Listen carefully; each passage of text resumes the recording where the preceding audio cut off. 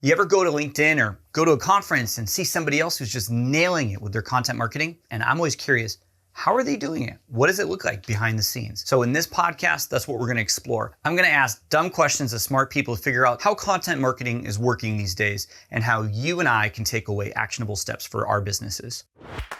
Welcome to the podcast. Ben Wise, I am the founder of Storied. It's easy to write off social media and be like, okay, yeah, it doesn't work. Adapt it to who you are. Well, man, thanks for being here, Jonathan. Yeah, thanks for having me. The first question I want to ask you is basically what kind of content marketing you do. I don't do intros for these, so I just want to hop in and just get started. What kind of content marketing do you do? Yeah, so I run a social media agency working with commercial contractors, and what I help them do is help them build their brand through social media content. And my biggest strength is copywriting, specifically social media post type copywriting. And that's what I've been doing for the past few years. And that's where I mainly focus. I've dabbled with other areas. You know, there's blogging, there's other forms of written content, as well as like even video and stuff like that. But I just figured that my kind of niche or like area where I feel like I shine is in social media copywriting. Yeah. So that's the kind of content you do for yourself, you do for your clients. You just stay in that lane. And when you say social media copywriting, are you talking about multiple platforms or just LinkedIn? Yeah, multiple platforms. So like for commercial contractors, LinkedIn is the number one because it is B2B, very relationship based. But we also, post content on Facebook and Instagram, and that kind of reaches more the internal staff, vendors, family members, kind of that target audience. But mainly on the B2B side, it's LinkedIn's kind of the area where, they get the most engagement from content. Yeah. Is this something you do yourself still? You do all the writing? Yep. Do all the writing myself. However, as I'm growing the business now since the beginning of this year, I'm going to begin kind of building out a hybrid sort of team to begin to help offload, because I'm having a lot of sales conversations. I'm having a lot of networking conversations, which are leading to business opportunities. And so I'm like, I can't do it all. And I realized I actually had like kind of I kind of had like a crazy moment a few weeks ago where I'm like, I just felt so overwhelmed, so tired. I'd been a solo guy since, to give context, like May of 2020. So like 2 months into like the pandemic. And so it's to have your own business is a lot of work as it is, but to do it all yourself for years is also a lot. And so now luckily I'm looking to grow and begin to actually build out a team for this. Nice. Yeah, I know that feeling, man. I've been building a team for a few years, contractors, and it's a blessing and a curse. You were like, man, I'm overwhelmed. You give it to the team. Okay, they got it. And then you get more work. Man, I'm overwhelmed. And you build your team. It's a cycle. It's a cycle. It comes back every so often. Copywriting for LinkedIn. I mean, guys, if you're watching this, you're listening to this, Jonathan's the real deal when it comes to copywriting. I cannot believe the quality of the stuff he's writing. Like, he's an inspiration to me, and he's not even in my field, right? You're helping commercial contractors with their stuff, but it's really inspiring. If you want to see what works in terms of copywriting, what gets a response, how to structure your content, you got to be looking at Jonathan's stuff. That's why I wanted to invite you on this podcast, Jonathan, because of the strength of your writing. So what made you choose this field? Tell me, what's the Jonathan core origin story here? Yeah, so I was an in-house construction marketer, like a marketing manager for a commercial contractor here in Washington State, where I'm at.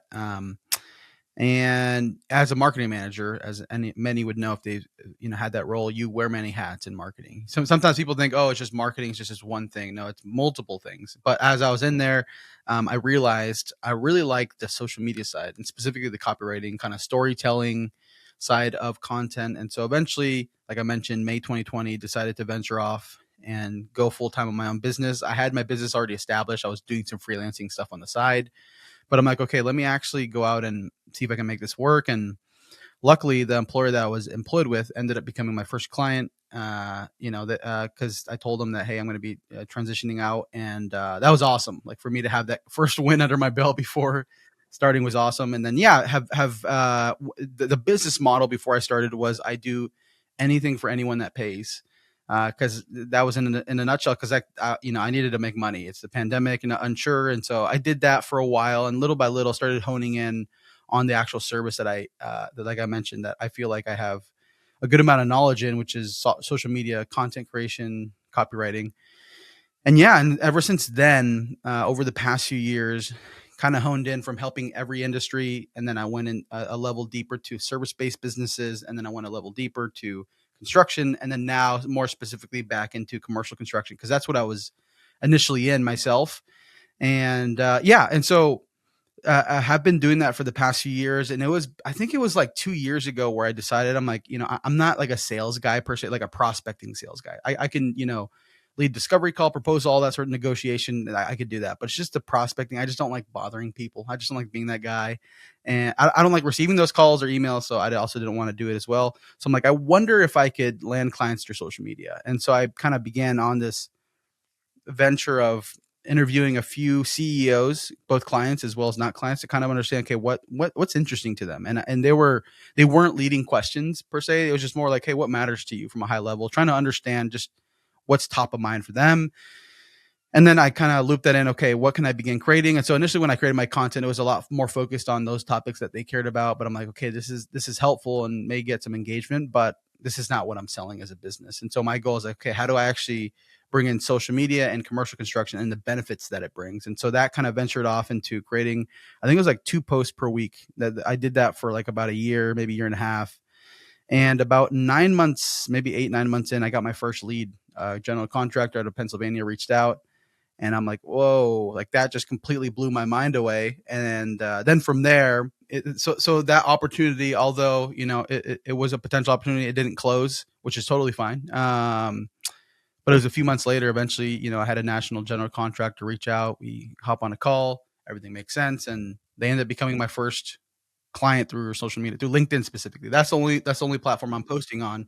2 posts per week, at least at this point, only on LinkedIn. And the light bulb went off. I'm like, oh, this works. This definitely works. And it helps too, because I'm trying to sell social media on a social media page versus trying to reach out to contractors. Because to give more context, the industry is very slow to change, very slow to adopt new technology, new ideas, things like that. Some contractors still have, websites that haven't been updated since the 90s. And so that kind of is, so anything I do from a social media standpoint is kind of going against the grain. And so if I were to go the maybe cold outreach route, whether it's phone calls or cold emails, that would likely be met with a lot of resistance, which makes sense with any sort of sales prospecting.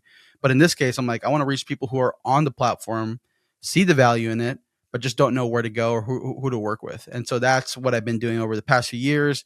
And so that was like maybe about a year and a half or so ago, maybe almost 2 years ago, that I landed that first client through social media. And to give more context, kind of year to date, we're it's like mid-March almost. And, I've talked to maybe almost like 20 different contractors through social media because of, initially, like it was kind of the beginning of the year was super busy. And then little by little, I'll get a few leads here and there every week and just different sales conversations for social media. And so my thought is now that the thing I love about this is the snowball effect, the compounding effect of social media, especially organic, is incredibly fascinating to me, because I don't have to pay LinkedIn, I don't have to pay Facebook, I don't have to pay Google any of this to reach an audience that is constantly looking forward to see my content, all that sort of stuff. And so so I'm definitely excited to see even what a year from now would look like. And so as I kind of prepare my business and all that sort of stuff, I definitely see the value in creating content as a means to drive business. But here's the other thing to know is, if you read any of my content ever, I never say reach out to me. I never say book a call with me. I never say I just share value. I either share content that educates, inspires, or entertains, and that's it. And so if they want to learn more, they reach out, but I try not to sell. But it's crazy how in an effort not to sell, I'm doing way more business than I ever thought I would. Yeah. A lot of people think like that idea of not having to do sales and still getting business from it.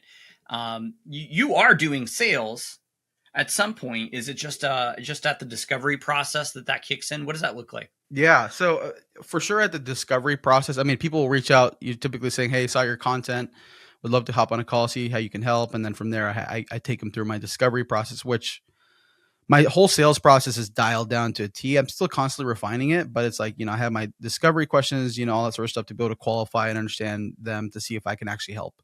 And then I'll go into, what I do specifically. And the way I approach it is not from here are the things I'll handle for you. Instead is I focus on here are the benefits you get from building your brand on social media. And so I'll list off all those benefits, and then I'll go into the technicalities of here's what the actual scope would look like.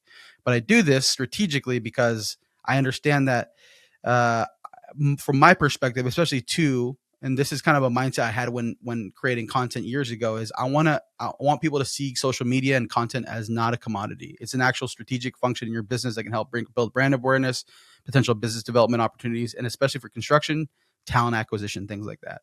So I focus on really driving those points home, and then I'll go into the mechanics of what that looks like. And then from there, we'll go into proposal.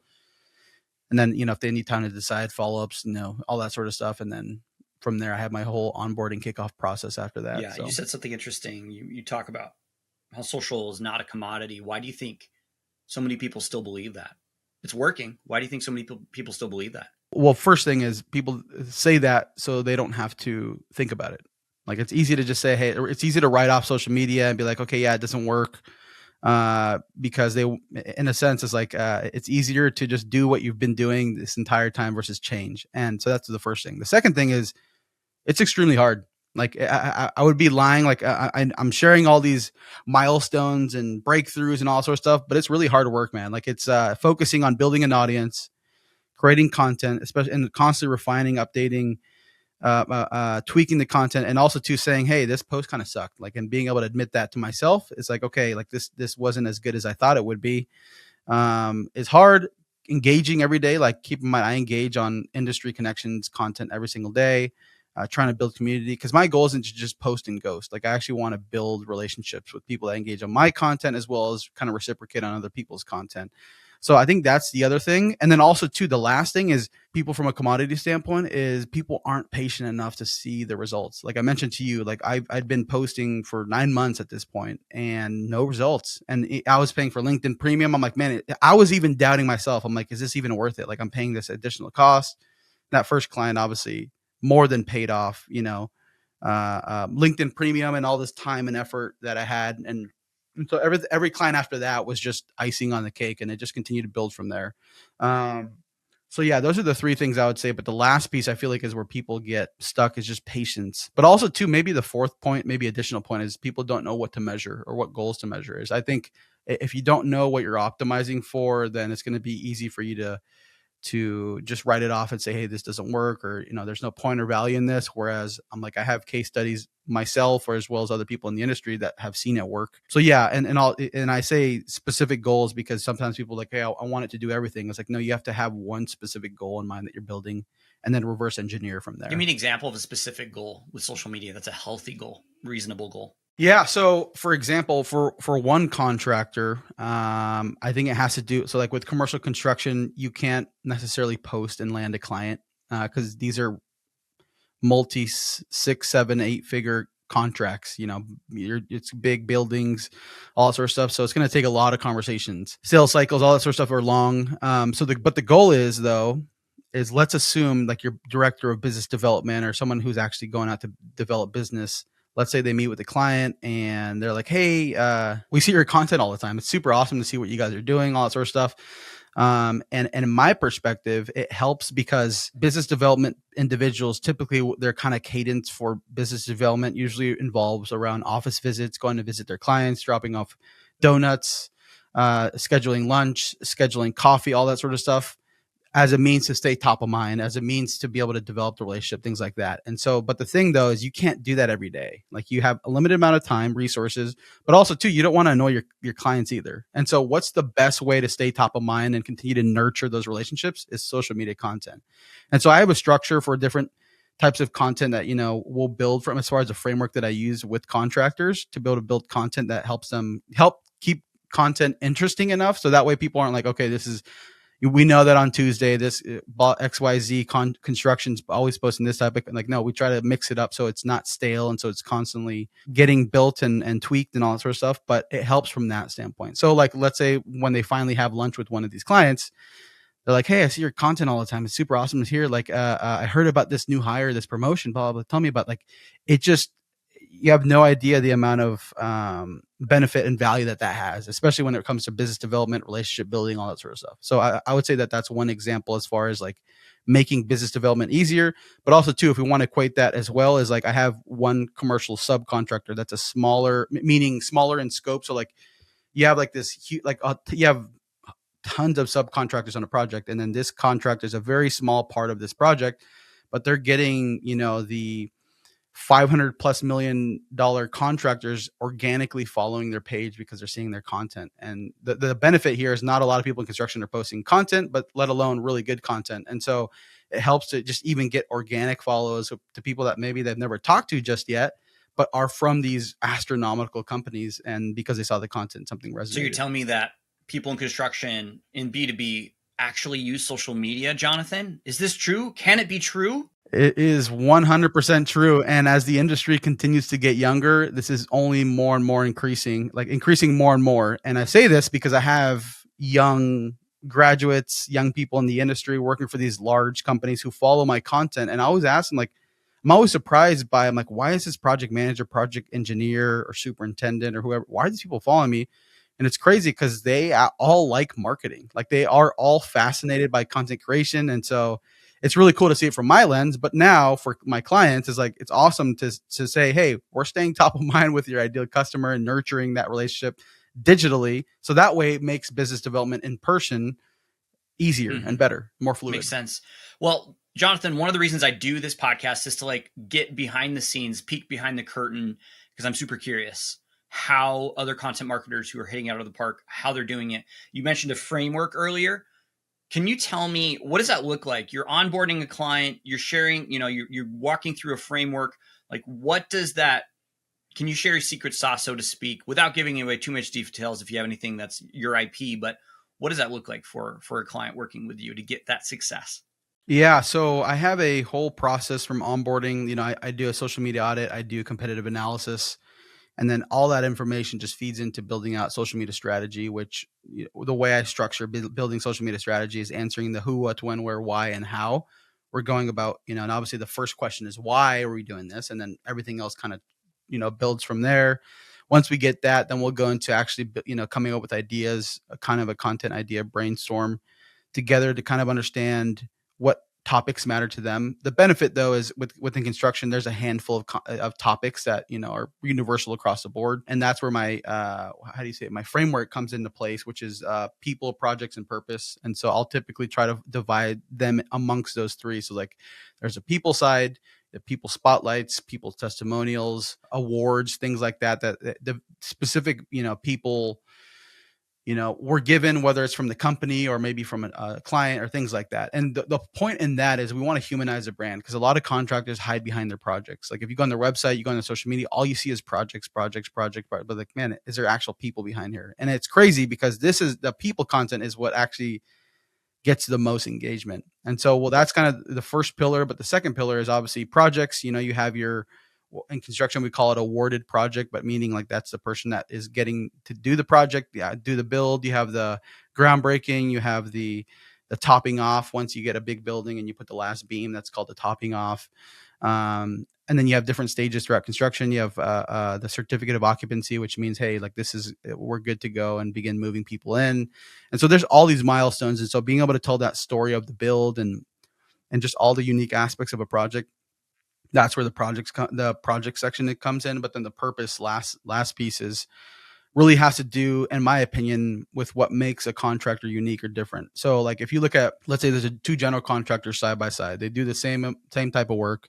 They do it for the same types of clients, because typically one client will work with multiple GCs. And let's say it's the same size. It's like, okay, what actually makes you different? And that's where purpose comes in. And so like things like vision and mission, they're all unique to each company, core values, leadership perspective, their perspective on safety, their perspective on mental health, things like that really begin to distinguish the contractor and just allow for them to be unique and stand out, and what sometimes sees like a sea of sameness. And so I use that structure, and then eventually, obviously build out the content calendar, things like that, based on that framework, and kind of mix things up. Because like I said, I've had a post recently actually that talked about, you don't want to be the projects only contractor. And I listed off reasons why, all these sort of things. And it resonated within the audience, which is great. But I just think it's like having this healthy mix of those three is a good place to be, to keep things interesting and keep the audience engaged. Yeah, I like that. People, projects, and purpose. That's very clear. It makes a lot of sense for your audience. All right, couple last questions here for Jonathan. Going back to your early stage in 9 months of posting, what would you tell early on, Jonathan? Is there anything you would do differently in those 9 months to speed up the process, or was 9 months just the cost of doing business? So 9 months was the cost of doing business for sure, because I can't change that. But the two things I would say, the first thing is begin engaging with, like, begin building community. So it was only like maybe 4 or 5 months ago, I actually started commenting on other people's content. And so I actually have my settings in LinkedIn pretty much cleared out where it doesn't notify me of anything, but it will notify me. I'll go on people's profile. You can click the bell and it'll let you know when they post. So yeah, so I have all the people I engage with every single day, and it'll give me the information there. And that has absolutely transformed the amount of engagement, things like that. Cause like, I personally don't, and people may have their own view, but I don't believe in engagement pods. No, right. Big no, folks. Yeah. Well, I just don't think if you have these big groups of creators and then you get tons of engagement, like, I just don't know if you always have, like, I like to know when a post sucks. That's right. There's a lot. Yeah, it's a great one. That's a great reason why pods don't work, right? It's artificial rewarding. It's rewarding artificially. And so you don't know if it's actually resonating with your audience. A pod is not your audience, folks. Don't do pods. It's just going to artificially inflate your numbers. Yeah. Yeah, but instead build community, like go and engage with other people's content, not expecting anything in return. That's been super helpful. So I wish I did that a lot sooner. That was one thing. But the second thing, though, which I started doing maybe kind of towards the end of maybe October, November of last year, is actually setting up like networking calls. I honestly didn't do a lot of that. I was just waiting, like, if I wouldn't have like business coming in, I would just be waiting for the next business or sales opportunity. But I realized I have a network of people, and a growing network, that, we can just put a face to the name and just see maybe there might be an opportunity to partner or not. But at a minimum, at least just getting to know somebody else in my network on a more one-on-one basis outside of LinkedIn, I think is incredibly important. And so that's been super beneficial because, there's been opportunities for partnerships and things like that in that manner. And so I'm like, okay, this is awesome.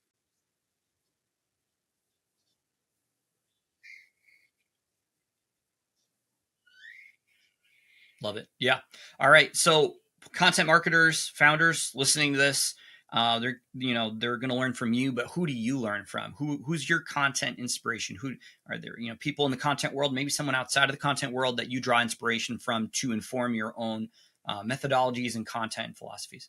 Yeah. So I'm super fascinated by, content creators, like full time, like just do content creation. So there's these two individuals, from this podcast called My First Million. It's Sam Parr and Sean Puri, and they're both like business guys who have like a copywriting marketing bent, like that's their background. And it's just super fascinating. And I realize it's the writers, the copywriters, the marketers, the creators that are the most fascinating people to me. It's actually not necessarily the business owner that has a company that's worth maybe over $1 billion. I'm like, I realize I feel like the people that, may make a fraction of that are really interesting people. And so for me, that's what I typically like to look for in creators, is like who has a really interesting personality. There's a company out there called Think Media. There was one creator from there. I think his name is Omar. He has his own podcast now, and he interviews different people on marketing and branding and personal brand, things like that.